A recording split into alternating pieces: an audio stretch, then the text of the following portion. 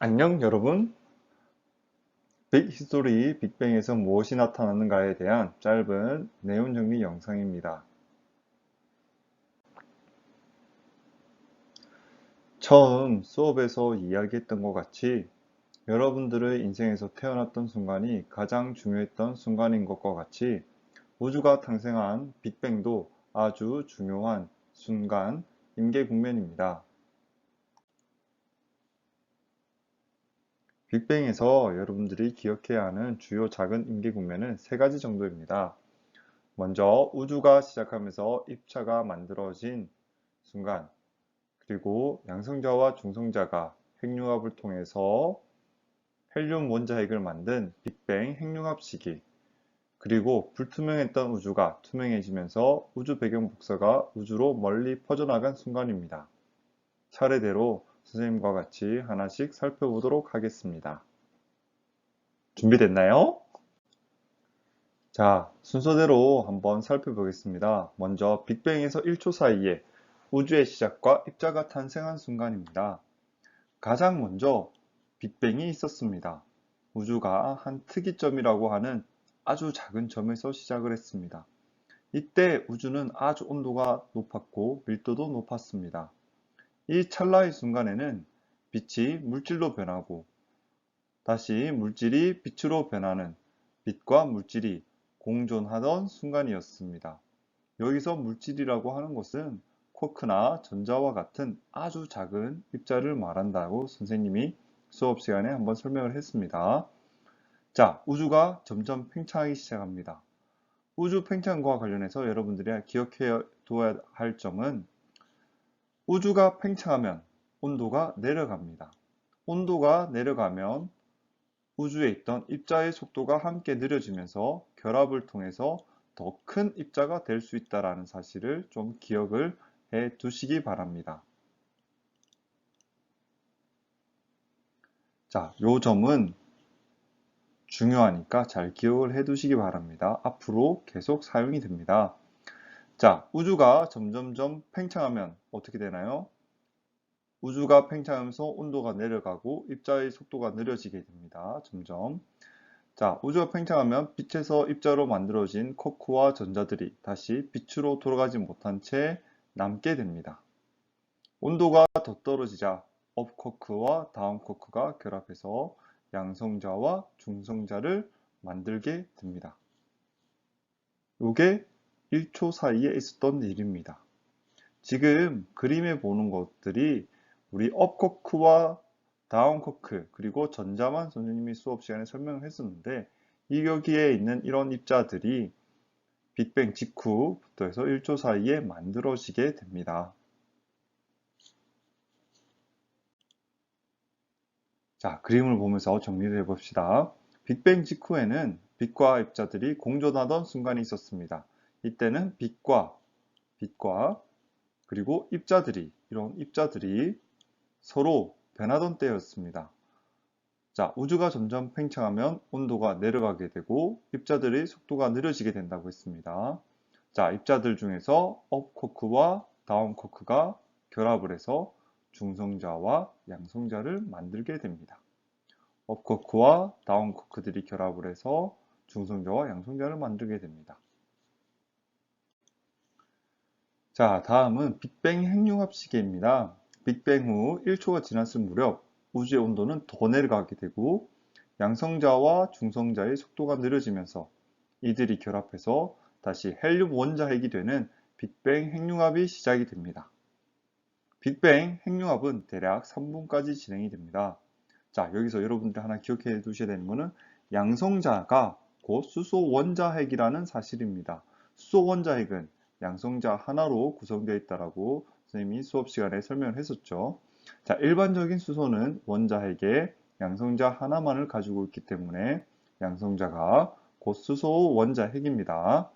즉, 빅뱅 핵융합 때는 수소 원자핵과 중성자가 그러니까 양성자와 중성자가 결합해서 헬륨 원자핵을 만드는 핵융합 반응이 일어난 것입니다. 하지만 모든 양성자와 중성자가 결합한 것은 아니었고 아직도 우주가 뜨거웠기 때문에 원자 핵들과 전자가 결합하지 못한 채 전기를 띤 원자핵과 전자의 상태로 우주에 존재하게 됩니다. 이러한 우주를 우리는 플라즈마 상태의 우주라고 이야기를 합니다. 그림을 보면서 정리를 해보면 양성자와 중성자 그리고 전자들이 우주 공간을 빠르게 막 돌아다니고 있었습니다. 온도가 점점 떨어지자 양성자와 중성자의 속도가 낮아지게 되고 이 녀석들이 다시 결합을 해서 헬륨 원자핵이 된다는 것입니다. 그리고 수소 원자핵과 헬륨 원자핵 그리고 전자는 아직도 속도가 빨라서 결합하지 못한 채 전기를 띤 이온 상태로 우주에 존재를 하게 됩니다. 헬륨 원자핵은 플러스, 양성자도 플러스, 전자는 마이너스를 띤 채 우주를 빡빡하게 채우고 있었습니다. 빅뱅 핵융합이 지난 다음에 우주는 플라즈마 상태로 있었습니다. 이때에는 우주의 크기가 충분히 크지 않았는데 엄청난 수의 입자들이 존재했기 때문에 우주의 밀도가 아주 높았습니다. 밀도가 너무 높아서 빛조차 앞으로 진행할 수 없었던 것입니다. 하지만 시간이 흘러 38만 년이 지난 다음에는 온도가 낮아지게 되고 그렇게 되면서 원자핵과 전자의 속도가 점점점 느려지다가 어느 순간에 이 원자핵, 수소 원자핵과 헬륨 원자핵이 만들어졌었죠. 수소 원자핵과 헬륨 원자핵 그리고 전자가 결합을 하게 됩니다. 이 두 개가 결합을 하게 된다는 의미는 원자가 만들어진다는 것이죠. 이 두 개가 결합을 해서 원자가 되고 이 입자들 사이에 갇혀있던 빛이 퍼져나가게 됩니다. 즉 원자핵과 전자가 결합하기 전에는 빛이 앞으로 나가지 못하므로 불투명한 우주였다라고 설명을 하고 결합 후에는 빛이 퍼져나가게 되면서 우주가 투명해졌다라고 합니다. 자, 그림으로 정리를 합니다. 우주에 여러 입자들이 매우 밀도가 높은 상태로 있었기 때문에 즉 양성자, 수소 원자핵이라고 했죠. 그리고 헬륨 원자핵, 그리고 전자, 그리고 결합하지 못한 중성자들이 아주 밀도가 높은 상태로 있었기 때문에 빛들이 앞으로 진행을 할 수 없었습니다.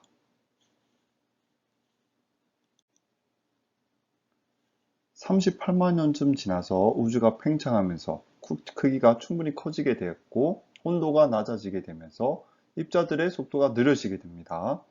그렇게 되니까 원자핵과 전자, 수소 원자핵과 헬륨 원자핵, 그리고 전자들이 결합을 하게 된 것입니다.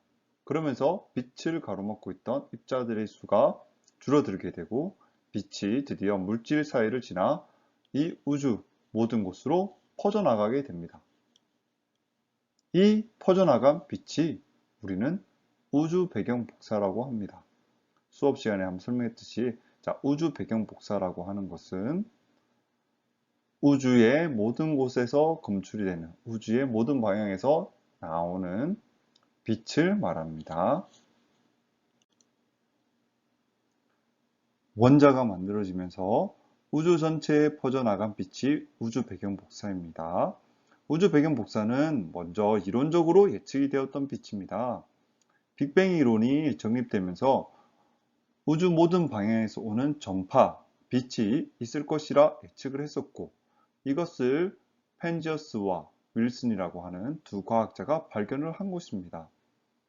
우주 배경 복사는 지금도 TV 자금 속에 일부가 포함이 되어 있습니다.